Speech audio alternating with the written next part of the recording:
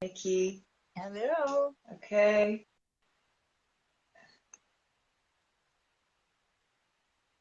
Is it better now?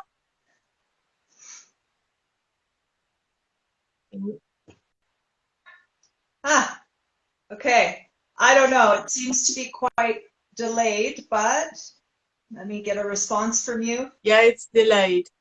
But if I keep my mouth shut and hear you till you stop talking, we'll be fine, I guess.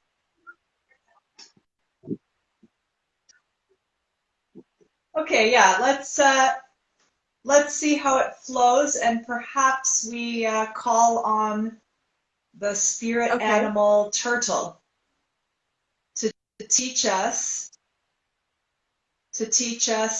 how to be slow and patient and speak and wait for the answer patiently.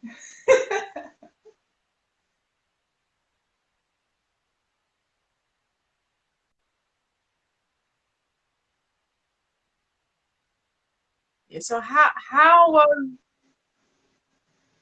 Okay, Nicky.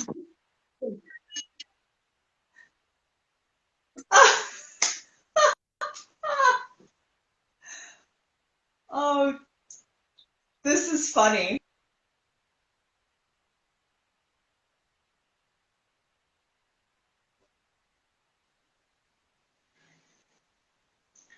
I'm going to try again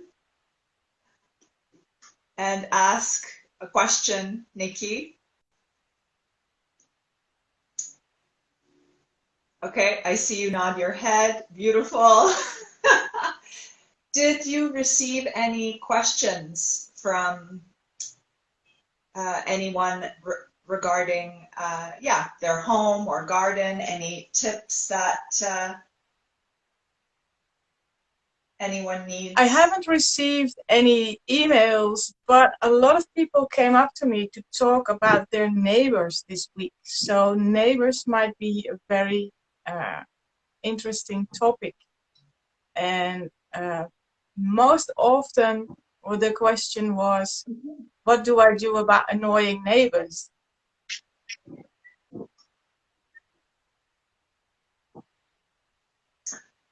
Yeah, that is a really good question.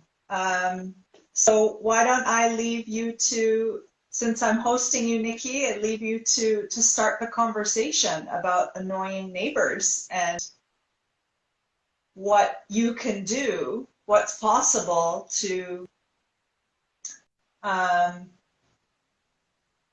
bring balance to that situation. Well, first of all, when there's issues with the neighbors, I always recommend first try and talk to your neighbors. And if it's necessary, there might be mediation needed, because you cannot change your neighbors yourself. You can only change your own being and your own. And sometimes, in this case, the moment of conversation with the neighbors was already way past it. So it involved a lot of extra noise, a lot of fights, a lot of bickering. So what do you do then? In the Netherlands at the moment, it's really difficult to move. We have a house shortage. So it's not simple to find a new place. And it doesn't matter if you're buying or renting. It's just hard. So you are there, stuck with this annoying neighbor. And what do you do then? And you cannot change the neighbor person, their behavior. You can't. Well, when there is issues with a neighbor, it is always about boundaries. So within you, there is a pattern that has to do with boundaries. And then the first question you could ask yourself, when you zoom out of the whole situation, ask yourself the question, are these annoying neighbors, or are they there to point a pattern to me in my life? And if you take responsibility for yourself and your life and your place, the answer should be the last. They are there to make you aware of a certain pattern in your life. And only if you become aware of this pattern, you have a choice to change that behavior within you.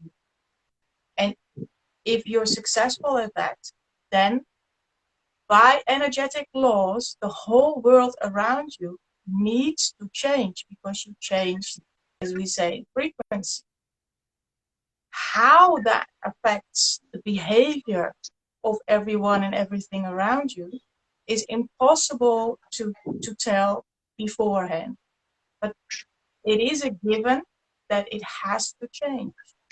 So it might very well be possible that if you find that pattern and you change that you have a whole different relationship if you restart the conversation with your neighbor about the issue.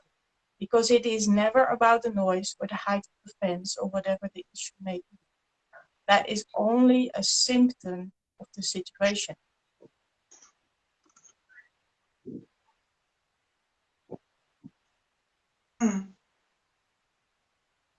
Yeah, only a symptom of the situation.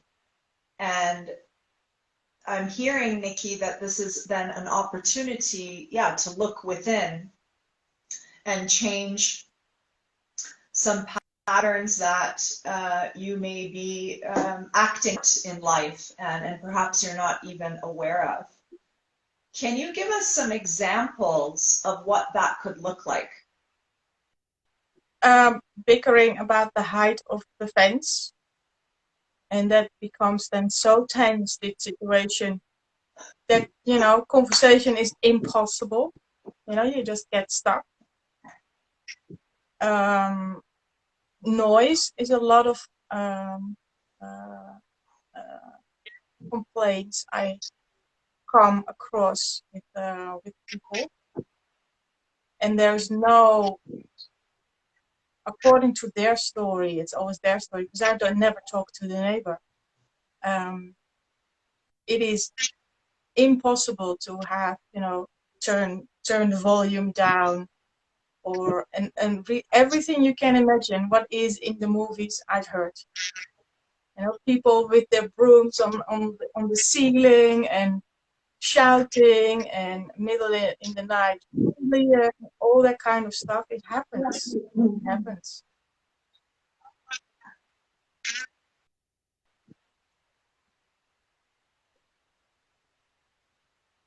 Yeah, and I'm just bringing apology, the vernacular of Dutch houses, especially if you're in the city, in the city centers, and of course Amsterdam just comes up as an example, where you have these long, narrow townhomes, very narrow corridors. You are all used to living in smaller, narrower spaces. And often the buildings are right up against each other. Whereas in, the place that I grew up in Canada, in this more or less a suburban area, although I did grow up in a more European townhouse complex, which actually one day I want to do a case study on, because it really did influence my growth in a good way. But generally, we were surrounded by single-family homes with wider gardens, front yard, backyard, one-story, two-story typologies. And of course, there you have fights with neighbors as well. It's just that it's more from a distance. And I can definitely, yeah, I hear you. I hear you about the movie, that it's real and that people are yelling at each other on the ceiling, banging on the floors. And what I'm getting from that too is that that's like the agitator that brings about one's anger, brings about one's frustration. And you get, do you see this a lot, Nikki, where you have the perpetrator and the victim relationship? Like, whereas one is more aggressive and the other one is the victim to that aggression? That's coming up for me a lot as you speak. Yeah. And then you have to research within yourself and think back about, you know, the situation. Okay, what was it in you that moved you to rent this house or flat or apartment, or buy this house, flat or apartment? What were you looking for when you were coming across this place? What did you ask for? And maybe there were benefits compared to your last place you lived. What were the opposite of benefit? What's that word? Um, The opposite of benefit would be like a, yeah, the disadvantage. downside of That's it, not quite because the maybe opposite. you had to have make a compromise in order to be able to live there, or compromise within your family or with your partner. And all these kind of stories, they point towards the pattern that is the issue. And again, we come to that question: did you choose the house, or Right. did the house choose you? Which is also a very indicator of Right. what is the pattern, or what is bugging you, basically.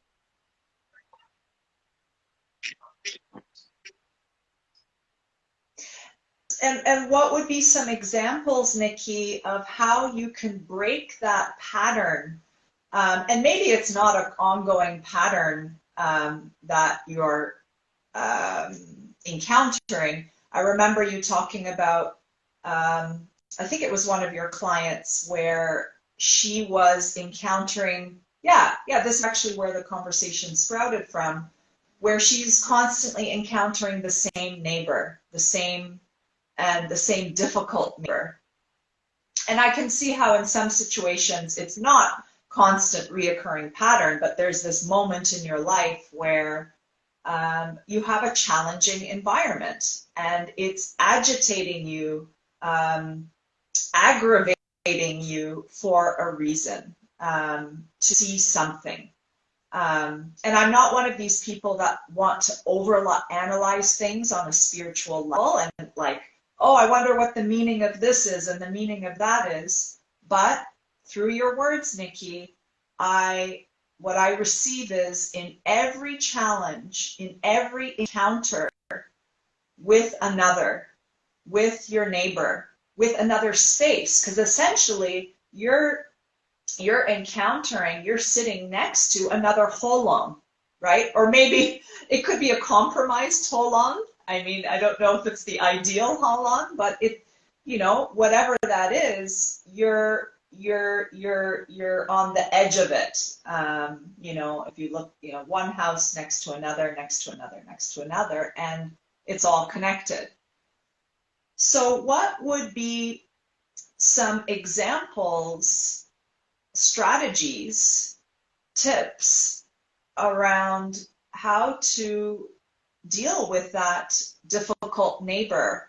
Or perhaps you're the one who's difficult. Perhaps you're the one who's not satisfied ever and is sensitive to noise and sensitive to this and that. And what are some, what would you recommend in that situation? I have never come across a situation where it was not about releasing a certain type of energy. And sometimes people don't want to speak out loud what this energy means to them. And sometimes they just do not know what it means. And maybe it's not that important, but it's about releasing this type of energy. And you could do that with a regression or even a progression, meditation kind of situation.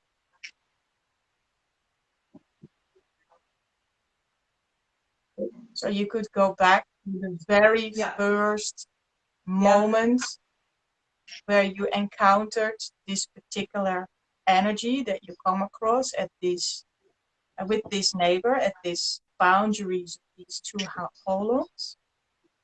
And sometimes images come up from childhood or maybe even further before. And sometimes it's just an energy, and there's no image with the client. But because they recognize it as being the first time, you can change that. And then it starts to become different. You could still have, have loud neighbors, but maybe it will not annoy you as much anymore. We've already changed the situation completely because you get out of that frustration.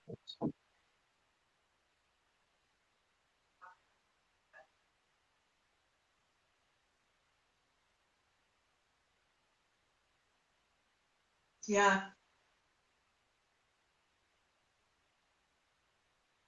Yeah, and I see that there could be various avenues. You know, your answer is quite broad, because it's like you're such a weaver of the synchronicities, Nikki. You're such a weaver of the moment and a listener to each and every person's particular situation, that I'm sure that when you're going in there, Nikki, and helping that particular family or individual, that you're not necessarily plugging in the same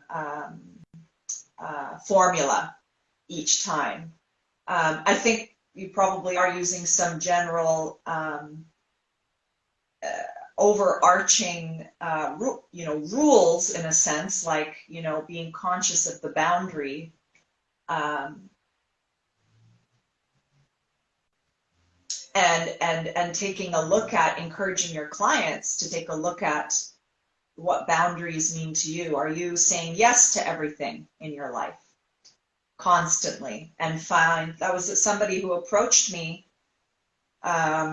Yeah, it was in response to some of my questions that I sent to participants for the interview series, and someone shared that they have issues with boundaries, forming boundaries, and that it impacts. They end up regretting saying yes to everything. They end up regretting saying yes, opening their doors. There are some in the Turkish culture. There are women, grandmas, aunts, mothers, older sisters, whatever, that are so full of love and giving, and always giving, always giving, always giving, and their front door is always open. And in fact, in Turkey, you invite yourself over to people's houses, especially the elders, that they expect you to call them and invite yourself over. Whereas in Canada, it's the opposite. You can't invite yourself over to anybody's house. You cannot invite yourself over.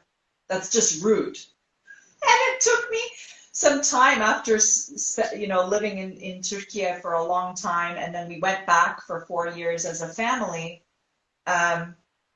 I was used to the inviting myself over. So it took some adjustment, because I had a whole bunch of other expectations. And so actually this brings up the theme of the cultures as well. In Turkey, the minute we moved in, and I think, yeah, the minute we moved into this apartment, which we are temporarily renting as we build our home, the downstairs neighbor, she immediately brought up cold water and olives and bread, olives from her farm. And just immediately there's a giving. Immediately in Turkey, you see this a lot. It's changing, unfortunately, but anyway, to kind of come back to the boundary, Nikki. Yeah, it's just once again reinforces it reinforces taking a look at our own body temple. Our homes, no matter what shape or size they are, no matter where they're located in the world, no matter how many people they house, or if you're living alone or whatever that may be, no matter if you're renting it or building it or own it, the space that we attract always gives us the opportunity to learn something about ourselves.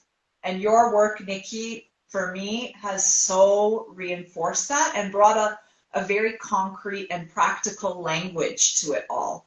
My expertise lies in the feeling realm, and I know it does for you too, but the expression comes kind of like subconsciously, very subconsciously for me. I'm kind of dancing around and doing things and this. But what I really appreciate about your gift, Nicky, is that you really ground it into a very practical language. So I kind of went around in lots of places there. Oh, thank you. Yeah.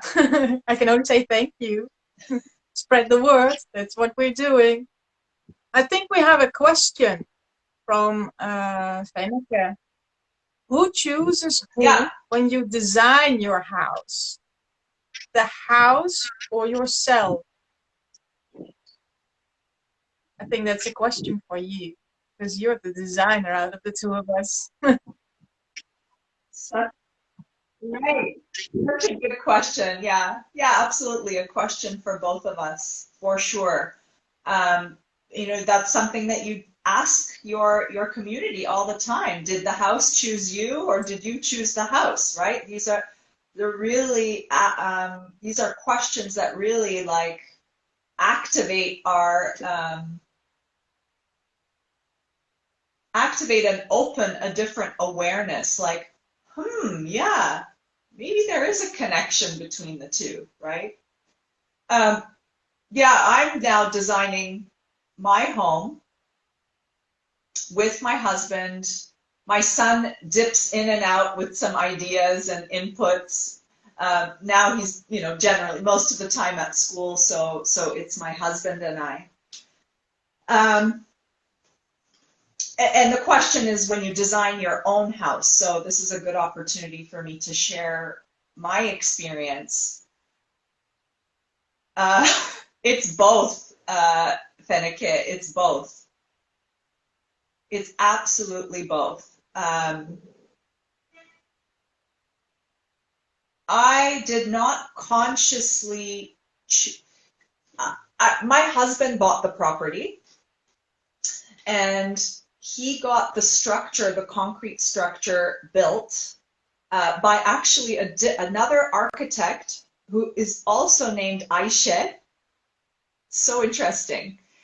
Aisha. Now, this was discussed between Cello and I. My husband's name is Cello, or Chelody. And it was discussed between him and I. And because I was so busy, we were moving back to Canada for a certain period of time. So I don't want to get into too many details here, but the first, I didn't choose the land. I didn't buy the land.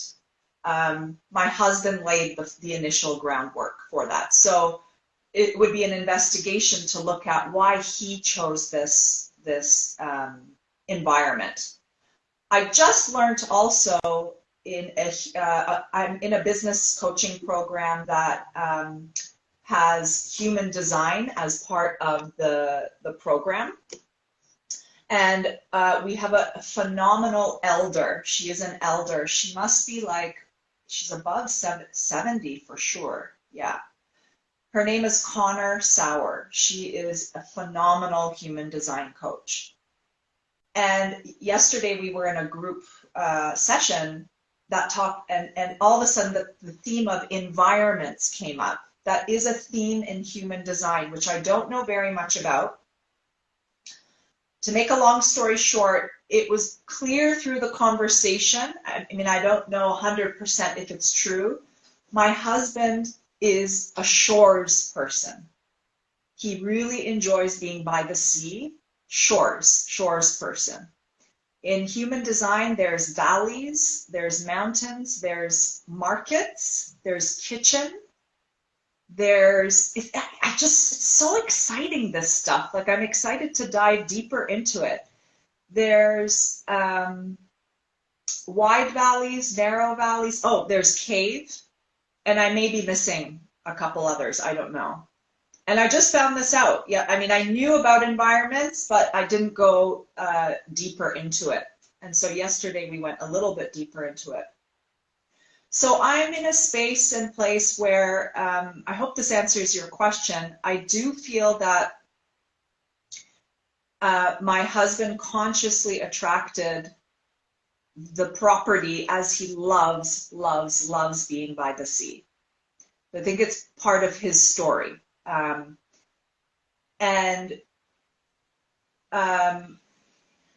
So that, yeah, the shores. And did the property attract him?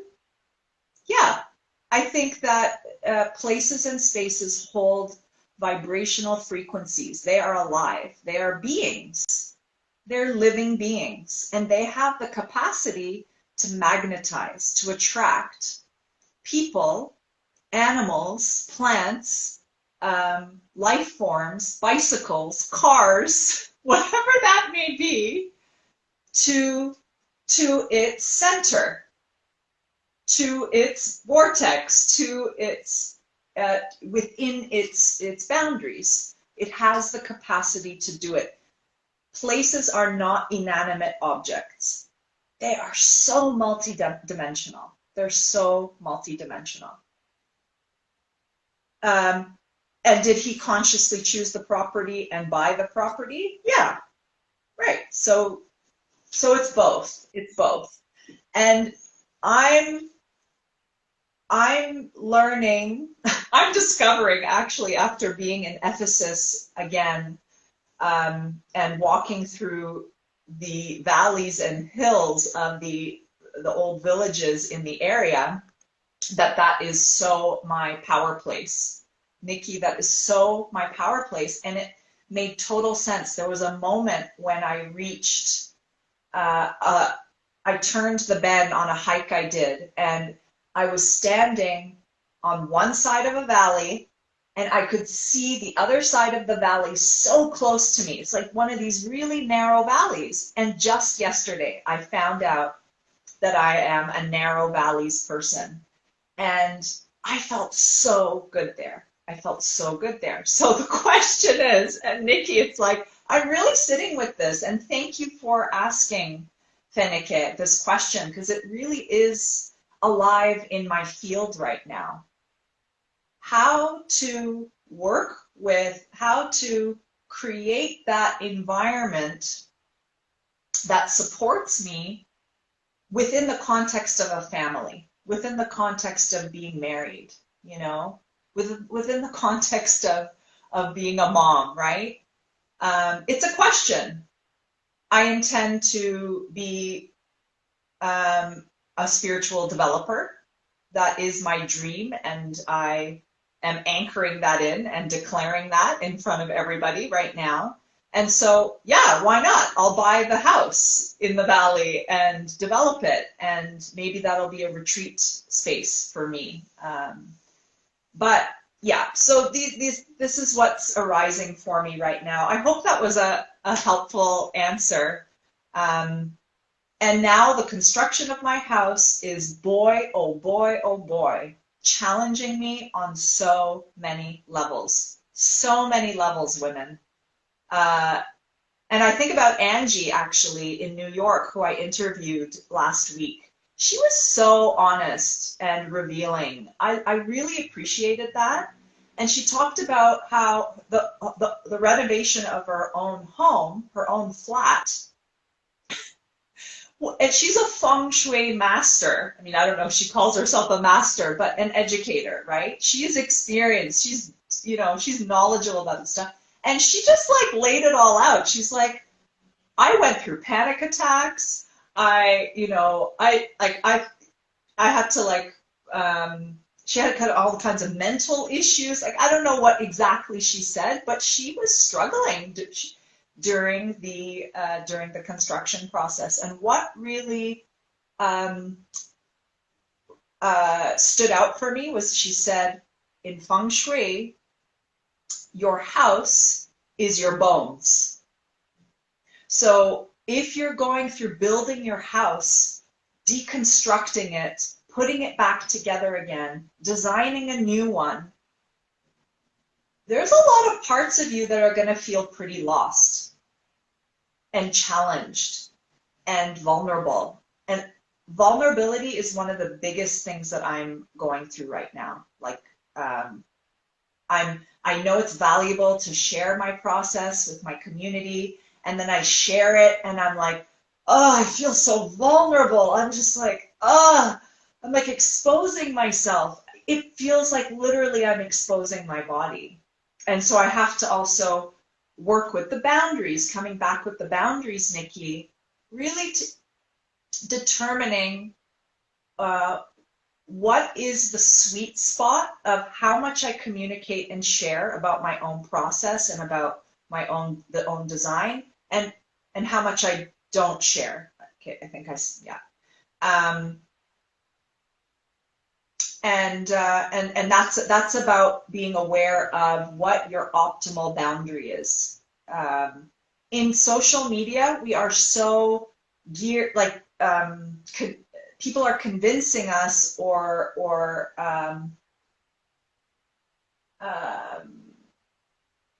there's a lot of influence to share all the time. I'm doing this. I'm brushing my teeth. I'm taking my dog for the walk. I'm doing this. Like, here's a story there. And I've gotten caught up in that too. Like, oh my God, I need to show people that I'm driving down the road, down a nice street. Oh, I need to show people this, nah, nah, nah, right? And there's a certain point where it's like, okay, closing the temple gates, lock it up, no more, right? And it goes in waves. There are seasons, right seasons and times for that, and it's really about listening to when is the right time to share and talk about. Yeah. Okay, a huge stream of information just came through, and thank you for listening and witnessing. Yeah. Boundaries, yeah, it's a never-ending balance. Yeah. Yeah.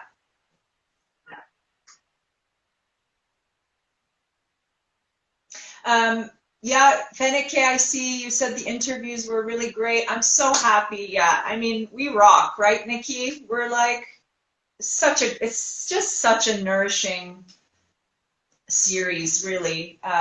Educational, full of tips, for new perspectives, and yeah, it was a really great 8 days. Yeah, and really inspired me to start creating, again. Yeah, yeah. We'll be wrapping up a bit earlier today. Do you want to take, if there are any other messages coming through, Nikki? Panic is saying, years ago we had to sell our house due to private circumstances. It didn't work. I felt the house wouldn't let go of us. Now I'm glad it didn't work. I have a close relationship with our self-design. I think she designed her house herself. Okay, yeah. There's always new lessons to learn from the same place, because every place has everything in it, and whatever is needed at the moment will come out, and it will trigger you, and it will support you and show you lessons, life lessons. You only have to be, you have to be aware in order to discover those lessons, and otherwise you will find out another way if it's not through your house.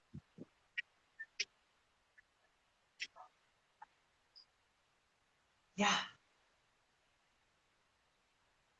Yeah, exactly. The house is just and maybe not just, is one of many vehicles to transformation. Oh, I think that was a good one. This one. It was a really good one, Nikki. We'll be closing today's session a bit earlier. If there are any other ideas bubbling up or questions bubbling up for you, please do send us messages. You can PM us or or write in the comments of when we post this live video. Add it in your comments. Any other questions? Nikki and I always read them. So bring your questions for our next session. Before we close as well, I want to announce that I'm going to be leading a 2-day event during the equinox for women architects and designers. I'm very excited about it. It's the first time I'm actually publicly announcing it. You'll be seeing some messaging and links and ways you can access the masterclass. I'm really excited about it. The equinox is going to amplify the whole process, and it's about gathering, kindred souls, women who are fed up with conventional architecture and want to partner with nature in a whole new way and unleash their intuition and learn how to co-create with the spirit of the land. I'll be introducing the Sacred Blueprint system, the modality that I developed. So send me a PM if you're interested, if you're a woman architect or designer. Landscape architects are welcome, even engineers. I've had a couple engineers approach me who are wanting to work with more environmental, sustainable approaches with soul, with energy. The key is that you are interested in the world of energetics and want to start to revolutionize architecture. So you'll see some messages coming through and information, more details on that. But it's coming up soon, so block your calendars. Ooh, 21st and 22nd. Yeah. Well, thank you for having me. Yeah. Nikki, great. At the moment, are you up to anything you want to share or? Anybody? Okay. Yeah. So just get in touch with Nikki directly if you need help with your house. All right. So great to connect, Nikki. We made it. We did it. Bye.